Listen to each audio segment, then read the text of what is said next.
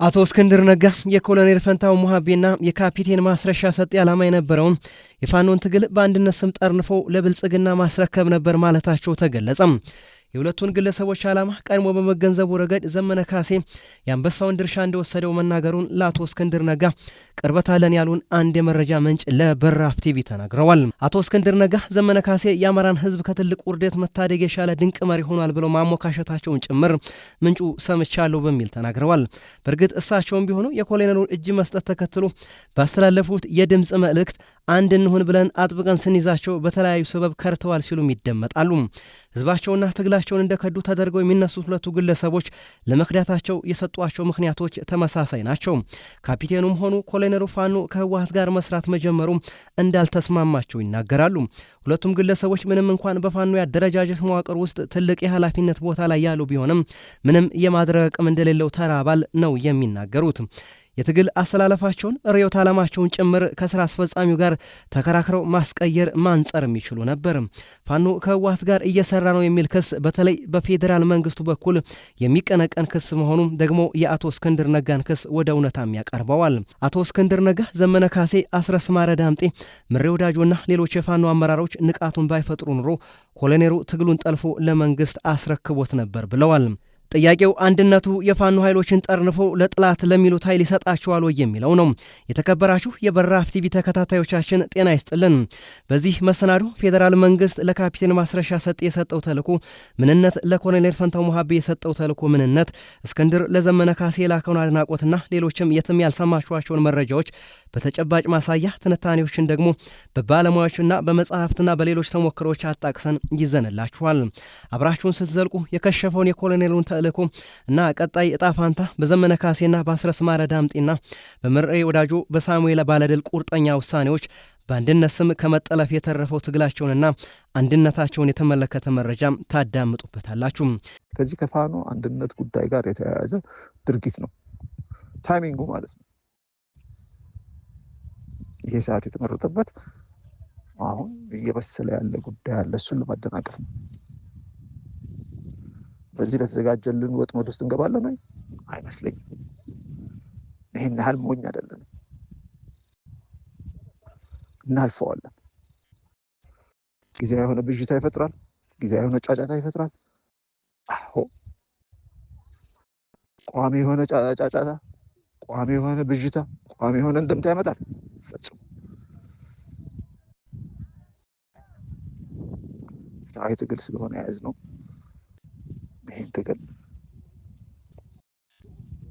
ፈጥኖም ሆነ ረፍዶ ከዳር እናደርሰዋለን። የአማራ ፋኖ ኃይሎች ወደ አንድ እዝ ወይም የአመራር መዋቅር ለመምጣት በሚያደርጉ ጥረት ውስጥ የሚስተዋሉ ቀውሶች፣ የውስጥ ሽኩቻዎችና የጥርጣሬ ድባቦች በብዙ ወገኖች ዘንድ የተለያዩ ትርጓሜዎችን እያገኘ መጥቷል። በተለይ አፋሕድ ውስጥ በነበሩት አመራሮች ይቀነቀን የነበረው የአንድነት ጥረቱ ፋኖን ጠርንፎ ለብልጽግና ወይም ለመንግስት አሳልፎ ለመስጠት የታለመ እንደነበር አቶ እስክንድር ነጋ በግልጽ ተናግረዋል። አቶ እስክንድር ነጋ ወጣ ገባ እያሉ በሚመሩት ድርጅት አፋሕድ ውስጥ ያሉ እንደ መከታው ማሞ አይነት ቅን አመራርና ታጋዮች አንድነቱ ይስፈን እንጂ አንጠለፍ የሚሉ እንደነበር መረጃዎችም አመላክተዋል። አንድነቱ የዘገየው በተለይ የስልጣን አወቃቀር ውስጥ በሚታዩ ልዩነቶች ሲሆን ልዩነቱ የስልጣን ይገባኛል ሳይሆን ባልታመኑ ሰዎች እጅ ስልጣን እንዳይገባ በሚል እንደነበርም ተነስቷል። በተለይ ካፒቴኑና ኮሎኔሉ ቁልፍ የሚባሉ ቦታዎችን መውሰድ እንደሌለባቸውና በወሎና በጎጃም ፋኖች በኩል ግልጽ አቋም መወሰዱን አቶ እስክንድር ነጋ ተናግረዋል። የወሎና የጎጃም ፋኖች የወሰዱት አቋም በወቅቱ ብዙ ዋጋ ያስከፈላቸው ቢሆንም ዛሬ ላይ በአቶ እስክንድር ነጋ ሳይቀር እንዳስመሰገናቸውና ትግላቸውን አትርፋቸዋል እንዳስባላቸውም ተነግሯል። ትግሉ ከጠለፋዎች መጠበቅ የመጀመሪያው ስራችን ነው በሚለው ንግግራቸው የሚታወቁት ዘመነ ካሴ አንድ የመሆን ፍላጎታቸውንና ያን የሚሳሱለትን ትግል ሊያሳጣቸውም እንደነበር ተጠቅሷል። አንድነት በውል ካልተገነባ፣ መሪዎች ትክክለኛ ታጋይ ካልሆኑ፣ በተለይ ከታች ወደ ላይ መሰረት ባለው መልኩ ካልተገነባ የመጠርነፍና በቀላሉ ወደ ጥላት የመግባት እድል ከፍተኛ ነው። የተከበራችሁ ተመልካቾች፣ በአንድነት ስም የመጠርነፍና የመጠለፍ ስጋት በፖለቲካዊና ወታደራዊ ስልቶች አንጻር ሲመዘን ሊተገበር የሚችል ቀላል ስልት ነው።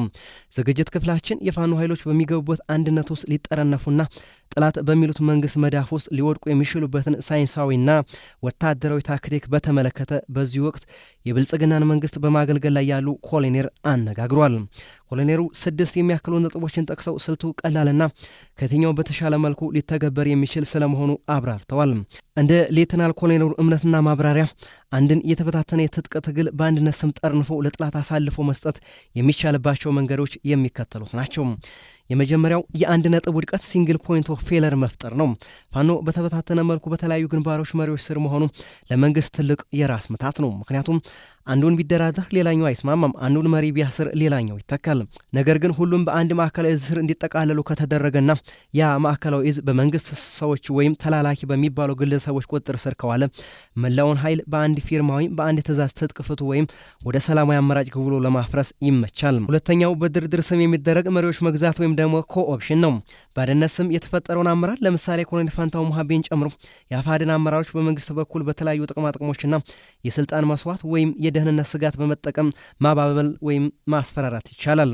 አመራሩ አንድ የጠቅላላው ኃይል ህጋዊ ተወካይ ተብሎ እውቅና ካገኘ በኋላ ከመንግስት ጋር የሚያደርገው ድርድር የሰራዊቱን ጥቅም ሳይሆን የመንግስትን ፍላጎት የሚያስፈጽም ስምምነት ሊፈረም ይችላል። ሶስተኛው የመረጃና የቁጥጥር መረብ መዘርጋት ነው። የፋኖ ኃይሎች ተበታትነው ባለበት ወቅት መንግስት የእያንዳንዱን እንቅስቃሴና የኃይል መጠን ለማወቅ ይቸገራል። በአንድነት ስም ስር ሲሰባሰቡ ግን የሰራዊቱ ቁጥር፣ የትጥቅ አይነትና ያሉበት ቦታ በአንድ መረጃ ቋት ይጠቃልላል።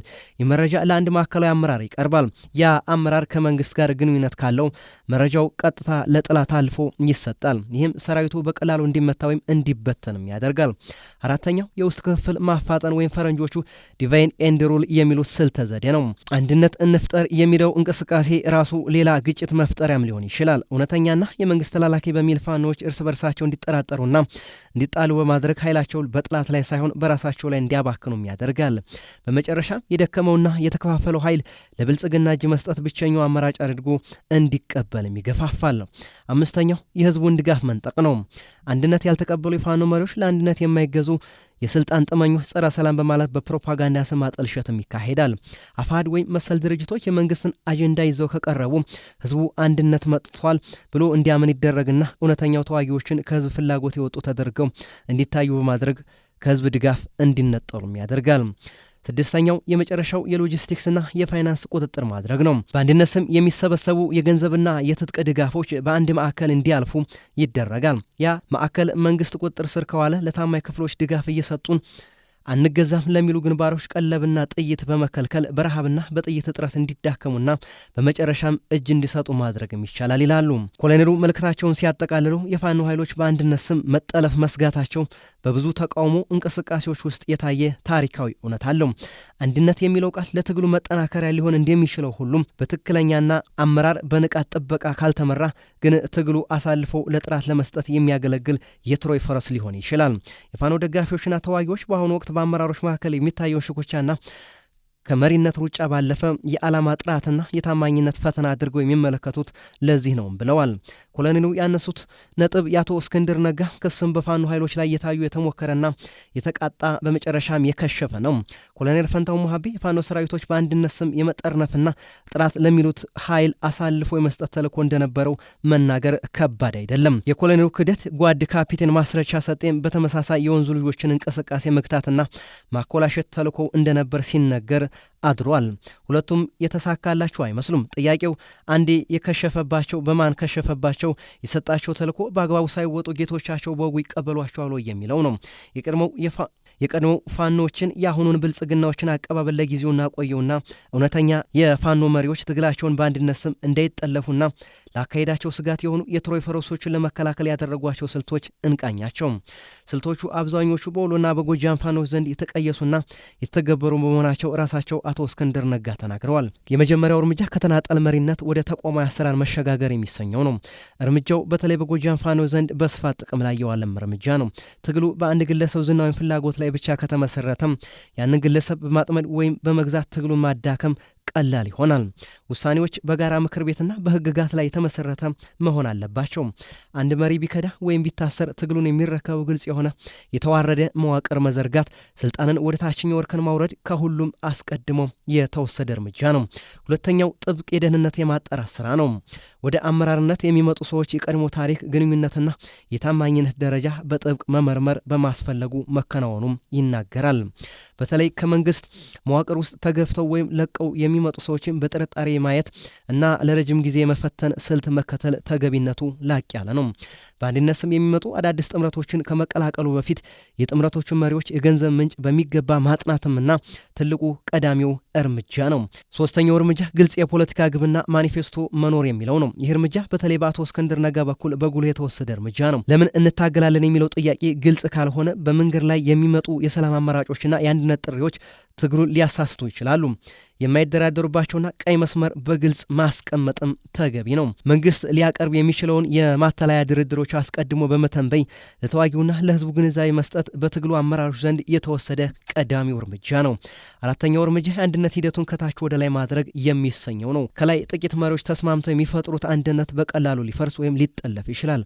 እውነተኛ አንድነት መፍጠር ያለበት መመሬት ላይ ባሉ ተዋጊዎችና ዝቅተኛ መሪዎች መካከል ባለው የጋራ ውጊያና መተማመን ላይ መሆን አለበት። ተዋጊው መሪዎችን የሚቆጣጠርበትና ከመስመር ሲወጡ ጥያቄ የሚጠይቅበት አሰራር መዘርጋትም አስፈላጊው እርምጃ ነው። የመረጃና የፕሮፓጋንዳ በላይነት መያዝ፣ በተለይ መንግስት በፋኖ መሪዎች መካከል መጠራጠርን ለመፍጠር የመረጃ ጦርነት መጠቀሙ አይቀሬ ነው። የመከላከያ እርምጃው ታዲያ ለህዝቡና ለደጋፊው ወቅታዊና እውነተኛ መረጃ የሚሰጥ ጠንካራ የኮሚኒኬሽን ክፍል ማወቅ፣ መሪዎች በመካከላቸው ቅሬታ ሲኖር በሚስጥር የሚፈተኑበትን እንጂ በሚዲያው የሚወራከቡበትን መንገድ መዝጋት የስም ማጥፋት ዘመቻን ለመከላከል ይረዳል። ከህዝብ ጋር ያለን ትስስር ማጥበቅና ትልቁና ቀዳሚው እርምጃ ነው። የፋኖ ትልቁ ጋሻ ህዝቡ ነው። መሪዎቹ ከህዝብ ጋር ያላቸው ግንኙነት የጠበቀ ከሆነ መንግስት መሪዎቹን ለብቻው ነጥሎ ለመምታት ወይም ለመጥለፍ ይቸገራል። የህዝብ ምክር ቤቶች ማሳተፍ፣ ማንኛውም የድርድር ወይም የአንድነት እንቅስቃሴ ለህዝቡ ግልጽ በሆነ መንገድ እንዲካሄድ ማድረግ። የፋኖ ኃይሎች ትግላቸውን በአንድነት ስም እንዳይጠለፍ የወሰዱት የመጨረሻው እርምጃ የፋይናንስ ነጻነትን ማረጋገጥ ነው። ገንዘብ እየሰጠ ትዕዛዝ ይሰጣል እንደሚባለው የትግሉ የገንዘብ ምንጭ ግልጽ ባልሆኑ አካላት ቁጥጥር ስር ከዋለ ትግሉ የመጠለፍ እድሉ ሰፊ ነው።